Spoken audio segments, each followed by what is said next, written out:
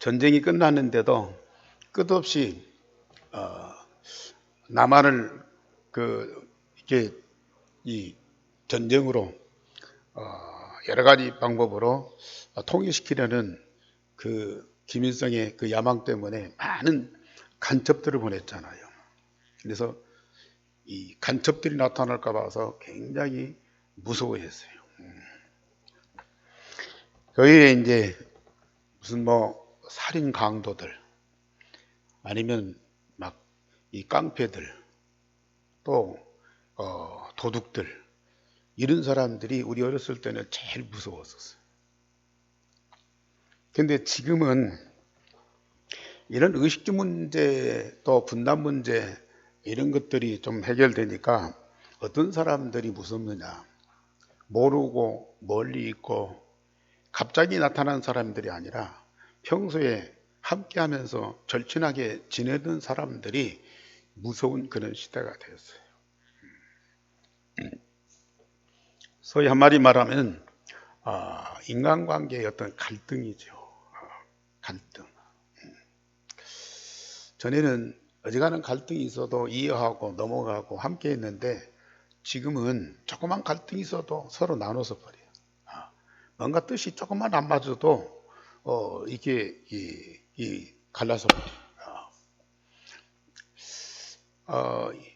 그래서 가정도 그렇게 문제가 많고 또 사회도 또 이 국가도 갈등이 지금 얼마나 많습니까? 더군다나 교회도 예외 없이 이런 갈등 때문에 많은 어려움들을 겪고 있습니다. 인류 역사의 갈등은 창세기 3장에서부터 시작을 하죠. 그 이전에는 에덴 동산에서 하나님과 인간, 아담과 하와가 전혀 이견이 없고 하나가 되어서 참 평화로웠습니다. 그러나 이간자 사단이 세상에 등장하면서 하나님과 인간이 분리되고 그때부터 아담과 하와가 서로를 미워하게 되었어요. 그때부터 많은 문제가 생기고 갈등, 분쟁, 심지어 전쟁이 일어나기 시작했습니다. 이것을 완전히 해결하는 답이 복음인데 복음을 받았어도 아직 창세기 3장 그 체질이 남아있어. 그래서 복음으로 구원받고 전도운동을 함께하는 자들이지만은 다양한 사람들이 함께하는 교회 여러 가지 문제나 갈등이 있을 수밖에 없습니다. 그러나 우리는 이 갈등의 원인이 어디에 있고 그걸 해결하는 답이 복음인 것을 확신하기 때문에 우리는 그걸 넘어섰지요. 또 그걸 갱신의 기회로 만들지만은 그동안에 여러 가지 어려움들이 있습니다. 그러나 우리는 복음으로 하나 되어서 함께 복음 운동하는 일에 힘써야 됩니다. 그래서 사단의 속임에 넘어가지 않고 정말 우리가 복음 받았는데 이 복음 통해서 주시는 하나님의 응답과 이 복음으로 세상과 만민을 살리는 어마어마한 역사적인 사명을 우리는 절대로 사단에게 뺏겨서는 안 됩니다. 우리에게 주신 이 엄청난 응답과 축복을 반드시 찾아서 누려야 되는데 지금 초대교회 우리 교회와 이 사명자들이 이런 갈등의 요지가 있었거든요. 그런데 다행히 이런 문제들을 인위적으로 하지 않고 정말 복음적으로 온 교회가 마음을 열고 대화하면서 서로 이 포럼하면서 그러면서 합의점을 찾고 잘 해결해 나간 그런 사건이 오늘 사도행전 15장에서 나옵니다. 오늘 베드로가 현장에서 하나님의 역사를 경험하고 그걸 간증하는 말씀이 오늘 제목입니다. 우리 다 같이 보십시다. 그들이나 우리나 차별하지 아니하셨느니라. 예. 저처럼 교회 신앙과 전도운동의 방향에 대한 갈등을 해결하고 합의를 했습니다. 교회의 가장 큰 문제가 뭐냐? 물론 경제 문제도 있고 인간 관계 갈등도 있지만은 이 신앙 문제, 교리 문제, 우리가 뭘 믿느냐, 어떻게 믿느냐, 그걸 각자 생각이 달라. 그래가지고 그것 때문에 오는 서로의 마음의 불편이 많습니다. 그래서 오늘 유대 지방에서 내려온 믿는 자들, 유다 지방, 예루살렘, 유다 그러잖아요. 그쪽 지방에서 내려온 믿는 자들이 안디옥의 형제들에게 찾아와서 너희가 모세의 법대로 할 일을 받지 아니하면 아무리 예수를 열심히 믿어도 구원을 받을 수 없다. 그렇게 가르치고 다니는 거예요. 그러니까 이방인들이기 때문에 예수를 믿어도 구원을 받을 수 없고 유대인이 되어야 된다.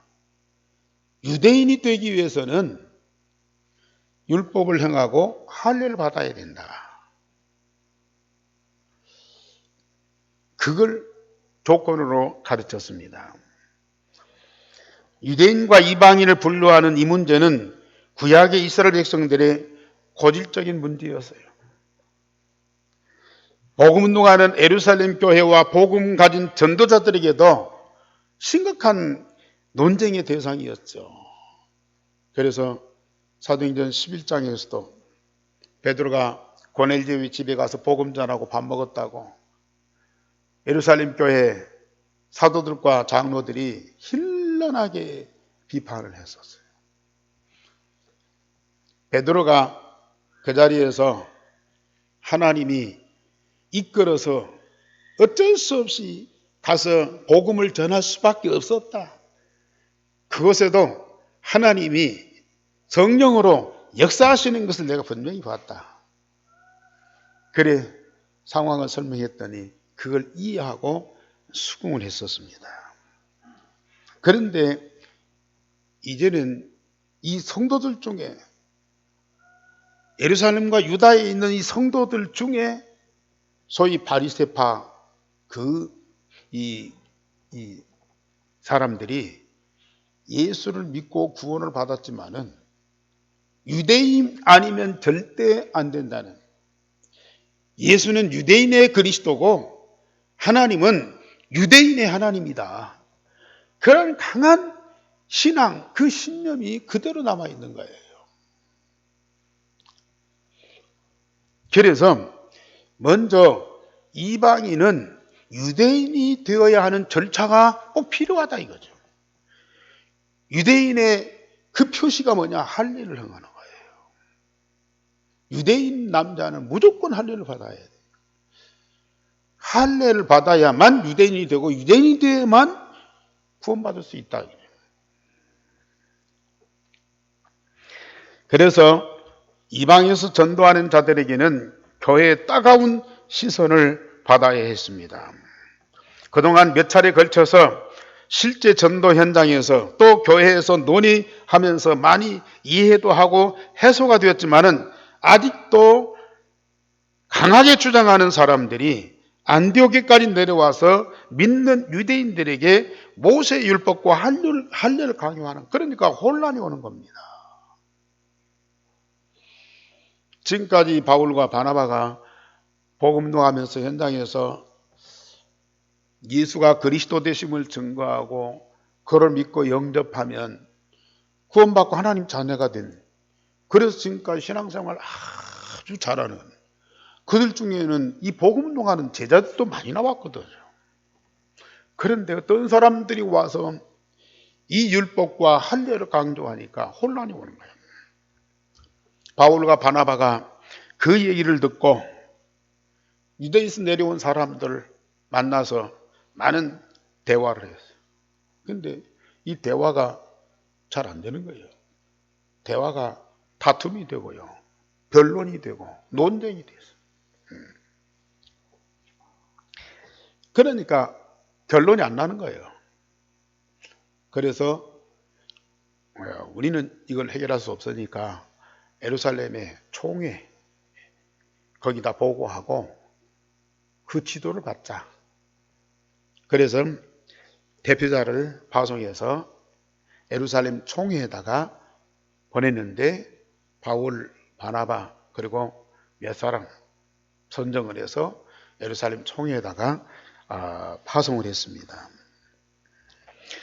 현장에서 이방인들에게 선교 운동하는 전도자들과 유대인 선민의식을 강하게 가진 자들이 이견이 좁혀지지 않으니까 어쩔 수 없이 총회에다가 보고하고 총회의 결의를 따르도록 그렇게 대표자들을 파송을 했습니다.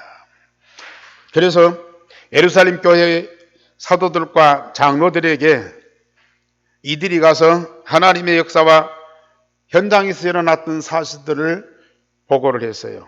그랬더니 그 교회 지도자들이, 총회 지도자들이 이방 현장에서 일어났던 그 선교운동의 그 역사를 보고 너무 기뻐하는 거예요. 그런데 이 대표자들이 요 율법과 할례 문제를 얘기했더니 서로 이들이 의논을 하고 회의를 했습니다. 그래서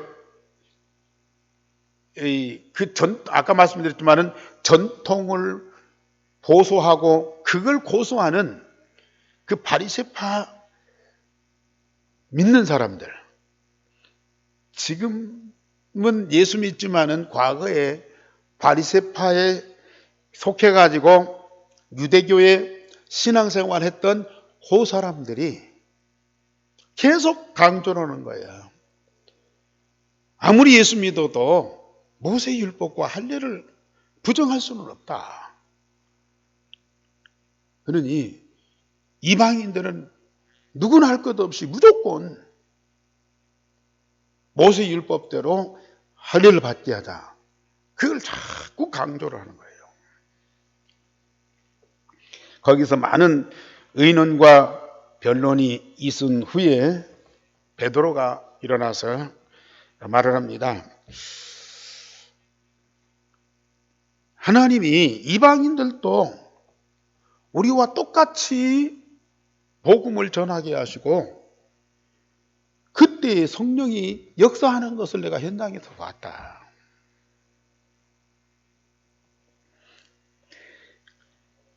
믿음으로 그들의 마음을 하나님이 깨끗하게 하셔서 그들이나 우리나 전혀 차별하지 않으셨다.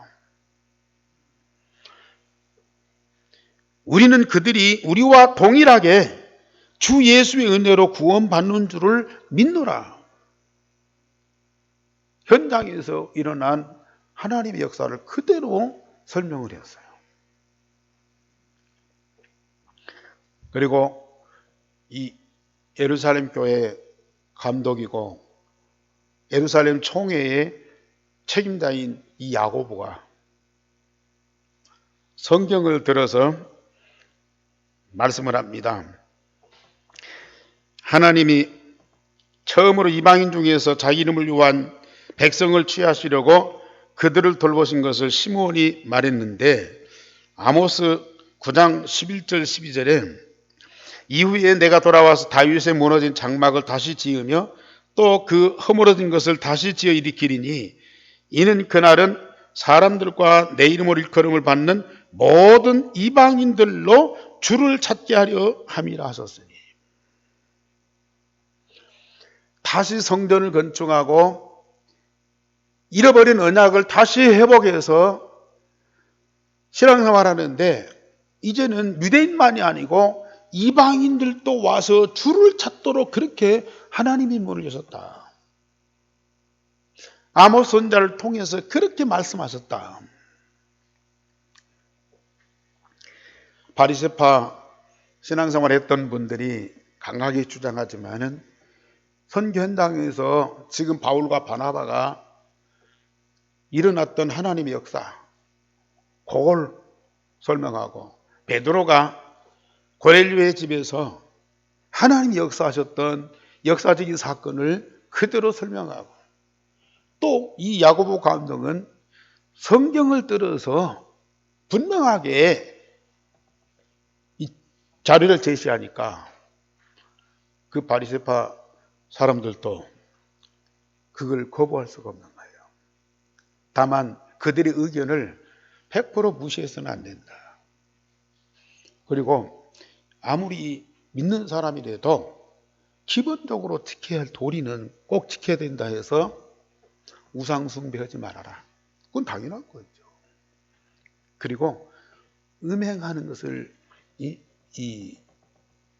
자제해라. 그리고 잔인하게 짐승이나 어떤 이 같은 것들을 목매어서 죽이거나 그런 잔인한 그런 행동을 하지 말자. 예. 이런 몇 가지 조건을 들어서 이방인들도 예수를 믿고 구원받도록 그 전도의 문을 열자. 그 제안을 했더니 온 그 총회 의원들이 합당하게 여기고 그걸 결의를 했어요. 이방인들이 예수 믿고 돌아오는데 제지를 가하지 말자. 그들에게 무거운 짐을 키우지 말자. 그러나 우상숭배하는 것을 중단하고 음행하는 일을 하지 말고, 그리고 잔인하게 짐승을 죽여서 그 피를 먹거나 그걸 하지 말자. 그래서 그걸 결의해 가지고 편지를 써서 저 안디옥과 이방인들에게 보내는데, 또 역시 정식으로 대표자들을 선정해서 그래서 편지를 주어서 그들에게 전달하고 그들이 그것을 받고 순응하도록 그런 절차를 거쳤습니다. 그래서 이 제안을 결정하고 바울과 바나바와 몇 사람을 택하여서 편지를 써서 안디옥 교회에 전달하고 형제들이 그 편지를 읽고 기뻐하는 거예요. 율법을 다 지켜야 하고 할례를 행하는 이런 절차를 이게 해소해 주니까요. 너무 좋아하는 거예요.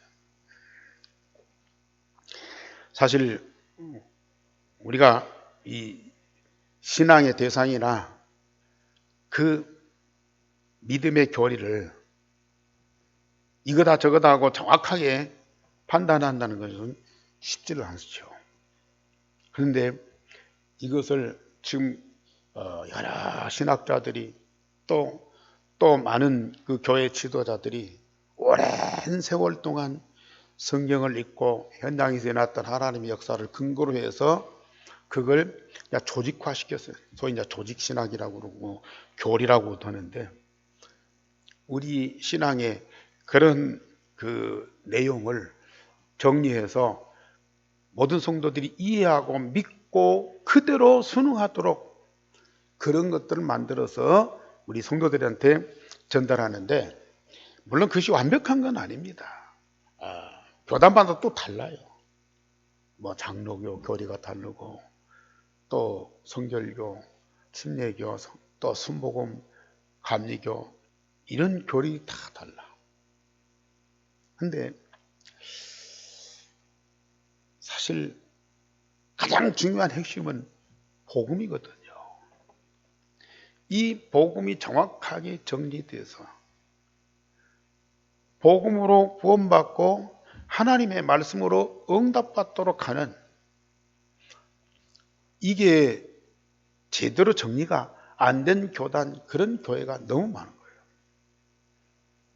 그런데 우리 다락방 전도운동에서는 유일성의 복음, 유인성의 복음 얼마나 확실합니까? 그걸 알고 믿을 뿐만 아니라 각인 뿌리 체질되도록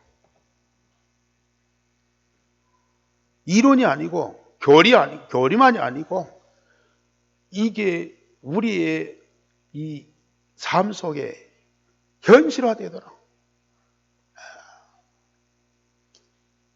그렇게 정리해서 우리에게 가르쳐주고 그걸 기도로 계속 누릴 수 있도록 훈련시켜주고 또 하나님의 이 어마어마한 말씀을 우리가 어떻게 다 잊고 알고 이대로 지키고 이대로 살겠습니까? 그런데 이 하나님의 말씀을 언약으로 붙잡고 마음에 담고 기도하고 하나님이 이 말씀을 성취하시는 응답을 누리도록 그렇게 만들어주셨어요. 우리가 지키는 말씀이 아니고 우리가 행하는 교리가 아니고 하나님 우리에게 주신 언약이고 언약 붙잡은 자에게 하나님이 그 말씀을 성취하시는 응답을 주셨어요. 정말 우리 다락방 전도운동하는 우리 중자들이나 성도들, 특별히 우리 교역자들은 참으로 복을 받은 자들이에요. 같은 하나님, 같은 예수님, 같은 성경, 같은 교회인데도요. 너무 어려워요. 또 너무 다양하고 너무 복잡하고 혼란스러워요.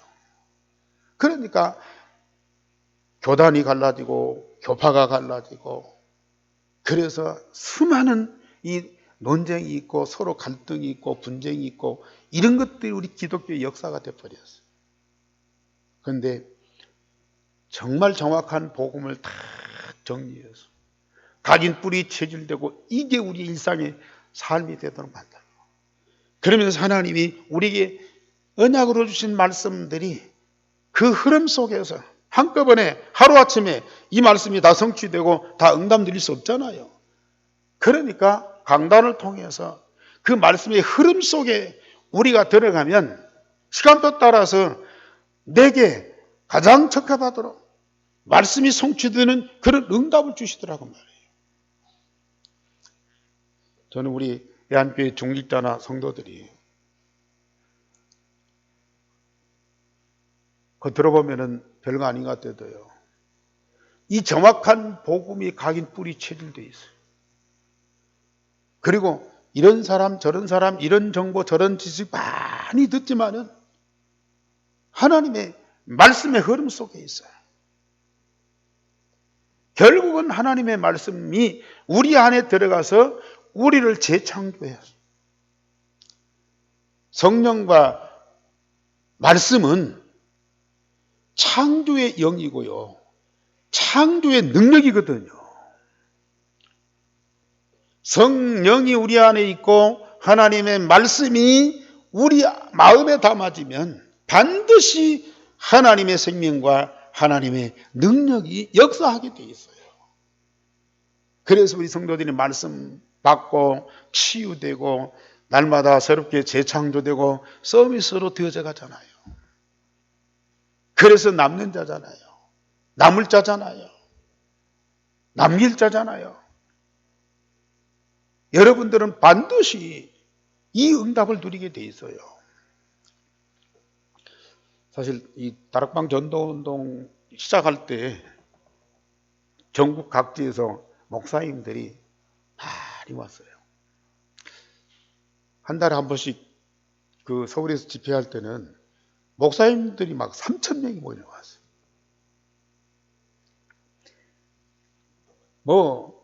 한국에 있는 목사님들 거의 다수의 목사님들이 이 복음 받고 이 복음 운동 해야 돼요. 전 세계 복음화 해야 되겠다고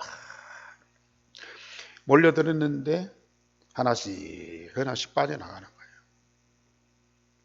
왜냐? 장로교 목사님.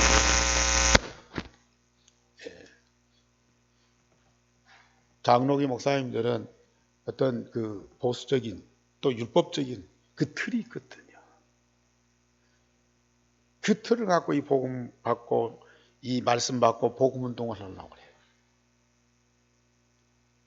근데 안 맞는 것이 많아. 또 자기들의 그 체질, 그것 따라서 복음 운동을 하니까 이게 혼란이 와.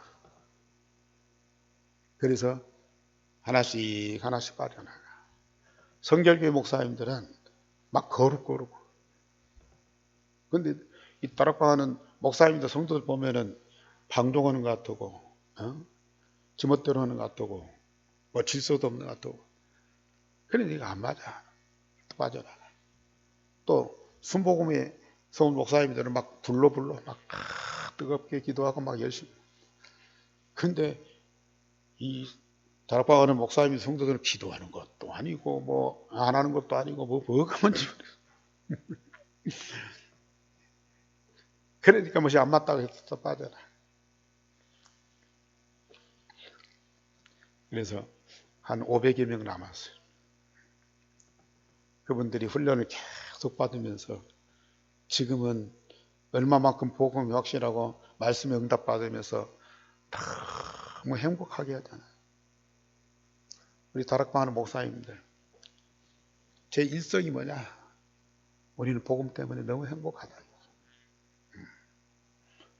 거기다가 말씀이 성취되는 그런 응답을 누리니까 말씀하고 우리하고 삶이 일치가 되잖아요. 우리 마음과 생각이 하나님 말씀대로 날마다 치유되면서 새롭게 재창되잖아요. 얼마나 행복하고 즐거운 일이에요. 이 예루살렘 교회가 그런 혼란이 있었지만은 그 이견이 다 정리돼서 복음으로 하나 되고, 그래서 함께 유대인이나 이방인이나 차별하지 않고 주 예수를 믿음으로 구원받는 이 복음으로 딱 하나가 돼요. 그 힘이 얼마나 큽니까? 우리 가정에서, 우리 직장, 또 사회에서도 사람들이 다 자기 어떤 생각도 있고 주장도 있고 어떤 신념도 있고 또 살아온 과정도 있고 그렇잖아요. 그런 사람들이 다양하게 모여서 가정을 이루고 또 직장 생활하고 또 사회생활하는데 이견이 있을 수밖에 없어요. 의견이 다를 수밖에 없어요. 그런데 그것을 정말 이 복음 가진 자들이 막 비판하거나 또 무시하거나 또 거부하거나 그렇지 않고요. 다 수용하면서 진짜 복음 중심에서 오늘 예루살렘 총회가 현장의 사역을 다 참고하고 또 베드로처럼 현장에서 일어났던 하나님의 역사를 그대로 보고하고 또 이 야고보는 성경 말씀을 들어서 하나님 어떻게 말씀하셨느냐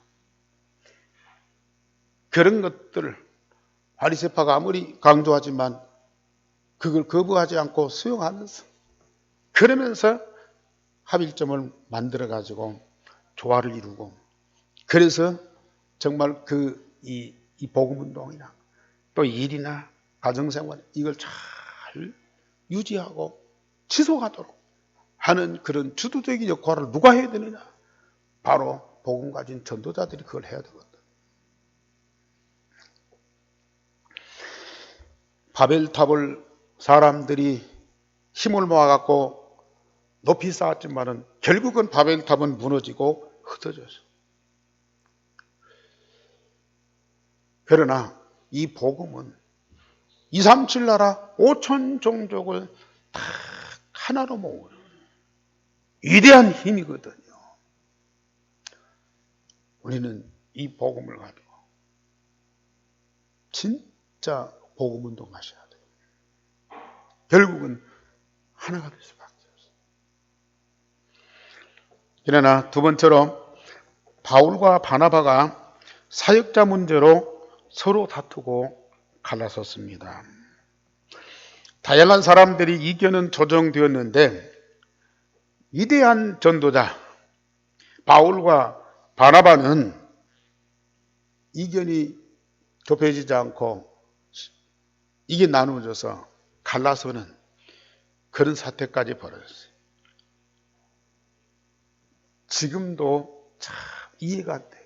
다른 사람은 몰라도 바울과 바나바는 완전한 한 팀이잖아요. 이 바울과 바나바는 지금까지 얼마나 많은 응답을 받고 얼마나 많은 축복을 누렸고 얼마나 많은 하나님의 기적과 역사를 보았습니다. 그런데 이들이 갈라서는 불행이 일어났어요. 그럴 수도 있겠다. 그런 일이 일어날 수도 있다. 바울이 바나바에게 주의 말씀을 전한 각성으로 다시 가서 형제들을 돌보자고 제2차 전도 여행을 제안을 했습니다. 얼마 동안 쉬기도 하고 어려운 문제도 해결됐으니까 이제 다시 선교 여행을 떠나자고 바울이 바나바한테 제안을 했습니다. 이때 바나바는 자기의 조카 마가 요한을 데리고 가자 그렇게 요청을 했어요. 이 예루살렘 교회가 처음에 모였던 마가의 다락방, 그 예수님 당시에 그 마가 다락방에 거처하면서 이 복음운동을 하셨거든요. 그러니까 이 마가의 다락방 이게 참 중요한 그런 현장인데 그 마가 다락방 그 집주인이 누구냐? 마가 요한의 어머니 마리아예요. 이 마리아는 누구냐? 바나바의 누나예요. 그러니까 이 마가 요한은 바나바의 생질이야. 조카예요. 1차 전도여행 때에 이 마가 요한이 따라갔거든. 수종자로 따라갔거든. 그런데 중간에 힘들다고 집으로 가버렸어. 그런데 이제는 마가 요한이 다시 마음을 잡고 전도여행에 함께 하겠다. 그렇게 하니까 이 삼촌인 이 바나바가 같이 가자고 한 거예요. 그래서 마가 요한을 데리고 가자. 그렇게 요청했는데 그러나 바울은 지난번에 밤빌리아에서 힘들다고 중도에 돌아간 자를 데리고 가는 것이 옳지 않다. 그래서 반대를 했어요. 한 번 실수한 사람은 또다시 실수할 수 있다는 가능성에 신뢰를 하지 않는 거예요. 바울은 인간관계, 자기 삼촌 조카 사이 그걸 중히 여기고 바울은 과거의 경험, 전력 이런 것들을 중히 여기고 그래서 바나바는 자기 조카가 잘하겠다고 하니까 데리고 가는 것이 당연하다. 바울은 지난번에 그랬는데 또 이번에도 중도에 그만두고 가면 또 어떻게 하냐. 그러니 아예 다른 사람을 데려가자. 그래가지고 서로 의견이 좁혀지지 않고 갈등이 계속되어서 결국은 바나바는 마가 요한을 데리고 구브로로 가고 바울은 실라라고 하는 제자를 데리고 여러 곳을 다니면서 복음운동을 했습니다. 사실 진가리도 풀리지 않는 그런 수수께끼. 왜 이렇게까지 해야 되느냐. 전도자들도 서로 양보하지 않고 서로 갈라설 정도로 자기 주장을 강하게 할 수도 있구나. 근데 주로 이제 이 사도행전의 전도운동의 역사가 바울을 중심해서 이루어지잖아. 2차, 3차, 로마 복음화까지. 그 다음에 바나바의 역사는 안 일어나요.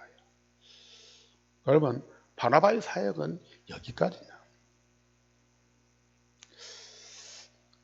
또 바나바가 옆에 있으면 다른 사역자들이 함께 해야 될 텐데 그게 또 잘 안 될 수도 있거든요. 그래서 다른 사역자들이 바울과 함께 선교 여행을 할 수 있도록 하나님이 그렇게 역사하신 것이 아니냐, 그런 생각도 해봅니다. 물론 정확한 답은 아닙니다만은, 그러나 결론적으로 중요한 것은 디모데후서 4장에 보면은 바울이 디모데에게 여러 가지 부탁하면서 마가 요한을 데리고 와라. 저도 나에게 유익한 사람이다. 그때는 거부했는데 나중에는 마가 요한을 데리고 와라. 저도 나에게 유익한 사람이다. 그걸 강조해요. 하나님의 역사는 사람으로서는 이해가 안 되는 그런 부분도 많이 있어요. 결국은 이 바울이 마가 요한을 그렇게도 사랑하고 그렇게 인정하면서 함께하는 전도자로 세운 거예요.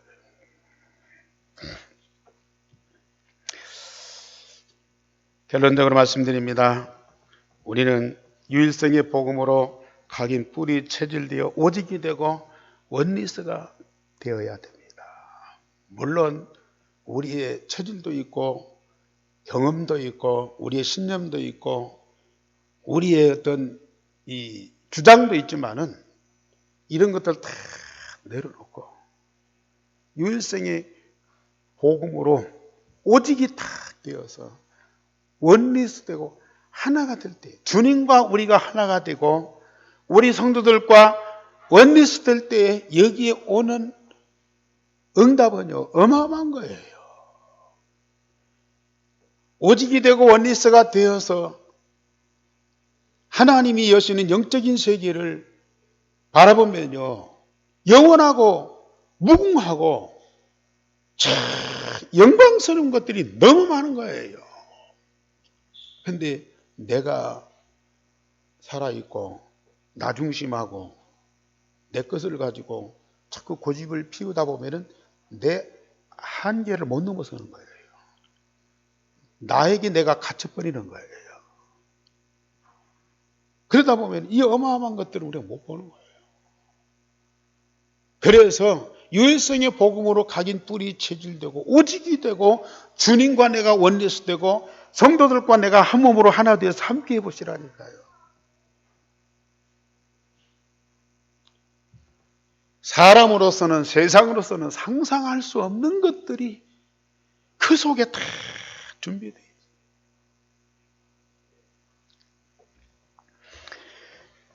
우리는 하나님이 세우신 지도자를 중심으로 함께하면서 권위에 순종하는 자가 꼭 되어요. 뭐 교회는 말할 것도 없고 어떤 사회나 국가나 또 직장에서도요 책임자가 있잖아요. 지도자가 있잖아요. 로마서 13장에 모든 지도자, 모든 임금들을 하나님이 세우셨다 그래요. 세상의 지도자들도, 세상 임금들도요, 하나님이 세우셨다. 그러면서 그 앞에 순종해라. 바울 사도가 그렇게 갑니다. 내게 안 맞아도 일단은 순종하셔. 그 권위를 인정하고. 그러면서 내가 복음을 가지고 변화되면서 영향을 미쳐. 선한 영향을 미쳐. 그러면 그런 책임자도 지도자도 감동을 받아. 요셉이 애굽이 잘못되고 재앙을 만나. 망할 수밖에 없어. 요셉이 자기가 가진 응답과 권세를 가지고 바로 왕과 애굽을 정복하고 무너뜨린 것이 아니고 왕과 백성들에게 선한 영향을 다 미쳐. 왕이 요셉 앞에 무릎 꿇다시피 하면서 너같이 하나님 신에 감동된 사람을 내가 본 일이 없다. 나는 이름뿐이다. 네가 이 나라의 주인이다. 모든 백성은 네 앞에 순종할 것이다. 이런 고백을 했다. 앞으로 우리 복음 가진 전도자들은 삶의 현장에서 이런 영적인 힘이죠. 이런 영적인 권위자가 돼요. 일단은 선배, 또 어른, 또 지도자 잘 존경하면서 받들고 순종하고 도와드리세요. 잘못돼도 틀렸어도 일단은 존경하고 순종하고 잘 도와주세요. 그러면 언젠가는 감동을 받는 때가 온다. 그러나 다양한 의견을 존중하고 하나님 자녀여 중직자와 전도자로 우리는 서로 사랑하는, 차별하지 않고 복음으로 구원받은 하나님 자녀여 중직자여 전도자여 우리는 더불어 마음을 같이하여 함께하는 자들. 아가페의 사랑으로 다 하나 되어서 함께하는 이 교회가 얼마나 힘있는 교회입니까? 그 축복을 누리시길 바랍니다. 기도하겠습니다. 하나님 감사를 드립니다. 말씀 주시고 말씀하신 대로 우리 교회가, 우리 성도들이 날마다 새롭게 재창조되어 하나님이 원하시는 데까지 장성하는 서밋이 되게 하시니 감사를 드립니다. 우리 한교회 모든 중직자, 우리 렘넌트 성도들이 복음으로 하나 되어서 함께하는 이 교회 반드시 하나님의 영광으로 가득하게 할 것이고, 그리고 전주 오세아니 모슬렘 유대인 살릴교회로 든든히 세워질 줄을 믿습니다. 전 성도가 일생의 복음으로 오직이 되고 원리스 되도록 성령과 말씀으로 충만케 하여 주옵소서. 주 예수 그리스도 이름으로 기도하옵나이다. 아멘.